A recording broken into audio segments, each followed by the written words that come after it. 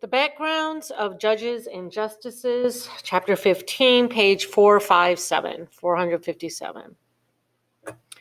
The Constitution sets no special requirements for judges or justices. Remember, justices are the Supreme Court. But most observers conclude that the federal judiciary comprises a distinguished group of men and women. Competence and ethical behavior are important to presidents for reasons beyond merely obtaining Senate confirmation of their judicial nominees. Skilled and honorable judges and justices reflect well on the president who appoints them and are likely to do so for many years. And of course, they can more effectively represent the president's views. The criteria of competence and ethics, however, still leave a wide field for which to choose. Other characteristics also carry considerable weight. The judges serving on the federal district and circuit court are not representative of sample of the American people. Spit that sentence out. They are all lawyers, although this is not a constitutional requirement. They are also overwhelmingly white males, although this pattern is changing. Obama nominated women and ethnic minorities to majority of the judicial vacancies during his tenure. And you can check my stats on this, but last time I checked, over 50% of people going into law, slightly over 50%, again, check the stat, are women. So statistically speaking, if half the people going into law school are women, you have to see a significant increase of women in judgeships. I'm not sure about ethnic groups and their stats. Federal judges have typically held office as a judge or prosecutor, and often they have been involved in partisan politics. This involvement is generally what brings them to the attention of senators and the Department of Justice when they seek nominees for judgeships. As former U.S. Attorney General and Circuit Court Judge Griffin Bell once remarked, "For me, becoming a federal judge wasn't very difficult. I managed Kennedy's presidential campaign in Georgia. Two of my oldest and closest friends were senators from Georgia, and I was campaign manager and special unpaid counsel for the governor." So this gets into, who you know. A lot of it is networking and who you know, and coming from the groups. Many, if not all, Supreme Court justices come from elite law schools. And they know each other, and they have a very elite, similar background. That is the majority.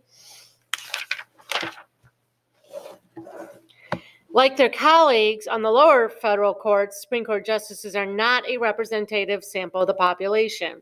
All have been lawyers, and all but 6 have been white males. This has changed, of course, since the printing of this book. Most have been in their 50s and 60s when they took office, from the upper middle or upper class and Protestants. This is interesting, though. Most of the people on the court now, I believe, are Catholics and Jewish.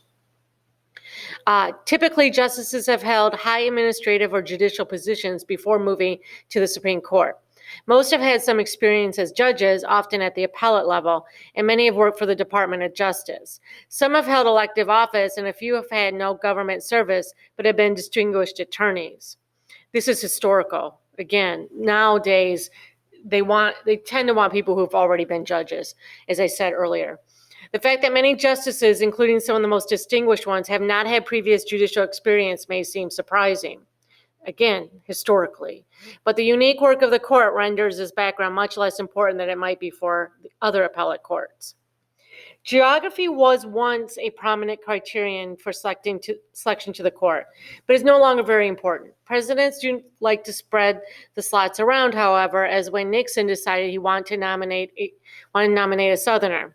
At various times, there have been what some have termed a Jewish seat or a Catholic seat on the court, but these guidelines are not binding on the president. I actually don't even think that is talked about now so much. For example, after a half century of having a Jewish justice, the court did not have one from 69 to 93. Currently, there are 3 per this writing of this book. And although only 12 Catholics have served on the court, 4 of the current justices are Catholic. Again, the majority are Catholic and Jewish right now. But that's not really talked about. It comes down to partisanship at this point more than anything. Partisanship has been and remains an important influence on the selection of judges and justices. Only 13 of 112 members of the Supreme Court have been nominated by a president of a different party. Moreover, many of the 13 exceptions were actually close to the president in ideology, as was the case in Nixon's appointment of Lewis Powell. Herbert Hoover's nomination of Benjamin Cardozo seems to be one of the few cases in which partisanship was completely dominated by merit as a criterion for selection.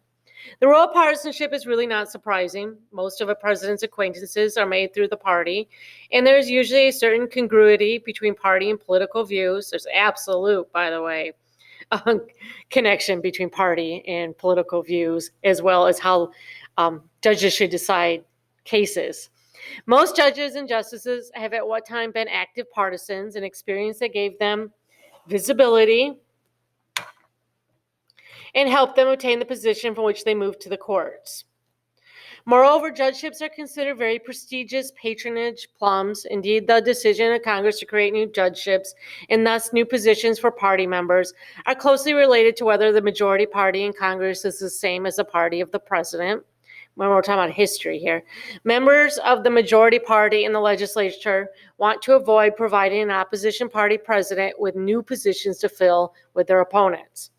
Ideology is as important as partisanship in the selection of judges and justices. Presidents want to appoint to the federal bench people who share their views. In effect, all presidents try to pack the court. They want more than justice, they want policies with which they agree or their supporters agree. Presidential aides survey candidates' decisions if they've served on a lower court. That's why it's helpful for them to have served on a lower court. Speeches, political stands, writings, and other expressions of opinion. They also glean information from people who know the candidates well. Although it is considered improper to question judicial candidates about upcoming court cases, it is appropriate to discuss broader questions of political and judicial philosophy. By the way, they say improper to ask. They do ask, but judges up for Senate approval are taught, they're trained. They have a person working with them before they go in front of the Senate committee to not answer those questions. They have canned answers that are already prepared for them to say they can't answer the question. It's a whole process on how to answer questions by the Senate committee. And so it's not about appropriate or not appropriate. They're not going to answer anyway. The Reagan administration was especially concerned about such matters and had each potential nominee fill out a lengthy questionnaire and be interviewed by a special committee in the Department of Justice.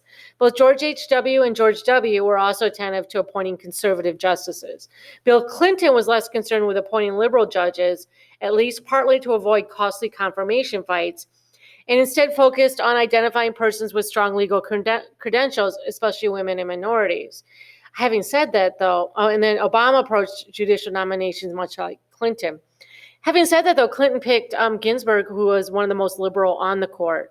And the people Obama chose as well are liberal on the court. So while the book says they didn't pay attention, they must have, because they picked liberal judges.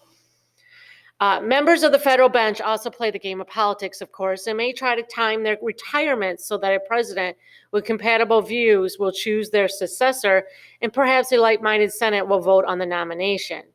For example, it appears Souter timed his retirement in 2009 so that Obama, rather than George W., would name a new justice. This concern about a successor is one reason why justices remain on the court so long, even when they are clearly infirm, sick. Definitely now, look for where everyone's going to be looking to see if Justice Breyer will retire soon, knowing that the Senate is Democrat as well as the president, and Breyer is a liberal. Ginsburg, of course, died during Trump's presidency, and the Senate was controlled by Republicans. So that was she, being a liberal, was replaced by a conservative. They do try to time it, though. Kennedy retired once Trump became president. Presidents are typically pleased with the performance of their nominees to the Supreme Court, and through them have slowed or reversed trends in the court's decisions. Franklin D. Roosevelt, FDR's nominees, substantially liberalized the court. whereas Nixon's turned it into a conservative direction from which it has yet decisively to move. We have a conservative court ever since the 60s. It's even more conservative now than even 10, 20 years ago. We definitely have a conservative court. And one of the goals, too, is to pick someone who's young. So when I say young, I mean 50s. And then they're going to be there for decades and slowly, keep that court conservative or change the court and make it more conservative. That has been a goal with the Republican Party for Roe v. Wade, which we'll talk about next chapter, and whether or not they can reverse Roe v. Wade. Nevertheless, it is not always easy to predict the policy inclinations of candidates, and presidents have been disappointing their nominees about 1/4 of the time. This is a big one. Eisenhower was displeased with the liberal decisions of Warren and Brennan, Warren especially. This helps remind you that they want judges with former decisions, because Warren was a California governor. Once, when asked whether he had made any mistakes as president, Eisenhower replied yes, too, and they are both sitting on the Supreme Court. George H.W. Bush was disappointed with David Souter, who ended up siding with the court's liberal bloc on abortion rights and other issues. That's why they try not to make that mistake again.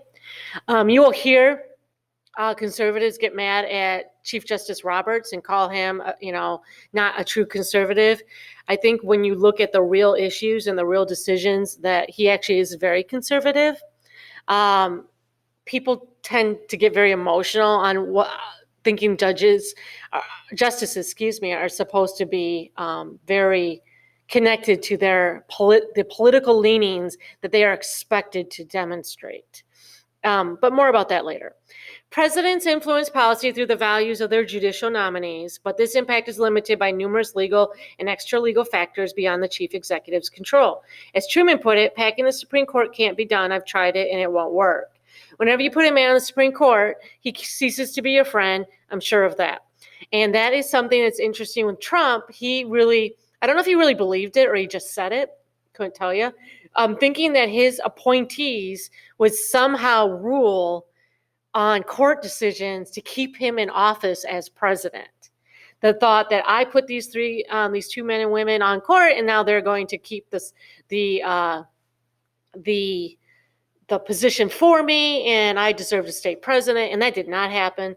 All the judges on the court justices on the court did not see it that way, liberal or conservative. They have lifetime appointments. Once you put them in court, they are no longer held to the president. They are held to the law and to the Constitution. And of course, they might see the law and Constitution differently, but they still are, use the law and the Constitution. They are not appendages of a president doing their will. Although women and people of different ethnicities and religions may desire to have people in their group appointed to the federal bench, at the very least, judgeships have symbolic importance for them. The real question is what, if any, policy differences result. There is some evidence that female judges on the Court of Appeals are more likely than are male judges to support charges of sex discrimination and sexual harassment, and they seem to influence the male judges deciding the case with them. Similarly, racial and ethnic minority judges on these courts are more likely to find for minority plaintiffs in voting right cases, and also to influence the votes of white judges sitting with them. At the level of the Supreme Court, the late Justice Antonin Scalia said that Justice Thurgood Marshall could be a persuasive force just by sitting there. He wouldn't have to open his mouth to affect the nature of the conference and how seriously the conference would take matters of race. It is true, of course, that Justice Thomas, the second African-American justice, is one of the most conservative justices since the New Deal, illustrating that not everyone from a particular background has a particular point of view. This comes down to, and this is an idea that businesses that are argued about with businesses as well, not every Black person or every woman is going to have the same view, opinion, background. But having them at the table, having women at the table when you're talking about sexual assault makes a difference. Having Black men and women at the table when talking about race issues makes a difference. It's not that the individual has to always, take one side versus white people, because a white person or a man can just as easily believe in issues, civil rights issues, benefiting Black citizens, or men. There are men absolutely who support women's issues when it comes to sexual harassment. It's just having different people with a different history and different experiences at the table. And the majority of the justices on the Supreme Court are elite. They come from elite backgrounds, elite schools. They don't have a personal perspective whatsoever when it comes to law and enforcing law from an average person's perspective, let alone the West. Adding Justice Garland brought a Westerner's experience. His decisions on land and Native American contracts with the American government are different because he has a different experience from being out West. The law is never neutral. Law always has open for interpretations, as you should. If you don't get that by now, I don't know what to tell you, because how we interpret law has a lot to do with our backgrounds and our version of history and our ideology. So it matters. But that doesn't mean their decisions are always going to fall in line. Women do not all agree. Justice Barrett is not going to agree with Justice Sotomayor. Justice Barrett, who is a woman, is going to be more conservative. But she still brings to the table something different than what has traditionally been in the Supreme Court. Many members of each party have been appointed, of course, and it appears that Republican judges in general are somewhat more conservative than our Democratic judges. Former prosecutors serving on the Supreme Court have tended to be less sympathetic toward defendants' rights than have other justices.